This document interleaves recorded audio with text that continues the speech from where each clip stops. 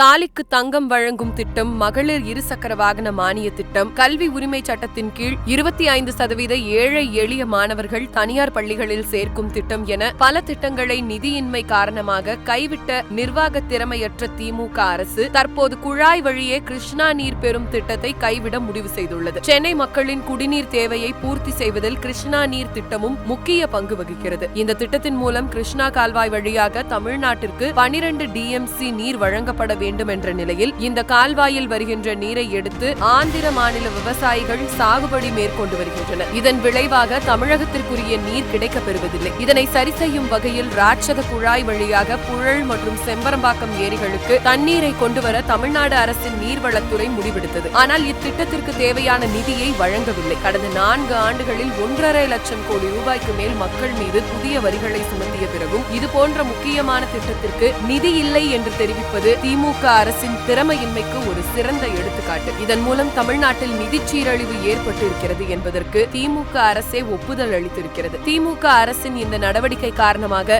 இந்த திட்டத்தை நீர்வளத்துறை கைவிட முடிவு செய்திருக்கிறது. திமுக அரசின் இந்த செயல் கடும் கண்டனத்திற்குரியது. சென்னை மாநகர மக்களின் எண்ணிக்கையும் குடிநீர் தேவையும் அதிகரித்துக் கொண்டே வருகின்ற நிலையில் குழாய் மூலம் கிருஷ்ணா நீரினை பெறும் திட்டத்தினை செயல்படுத்த திமுக அரசு ஆக்கப்பூர்வமான நடவடிக்கை எடுக்க வேண்டும். எனவே திமுக அரசு வாக்களித்த மக்களுக்கு ஆட்சி முடியும் தருவாயிலாவது நல்லது செய்ய வேண்டும்.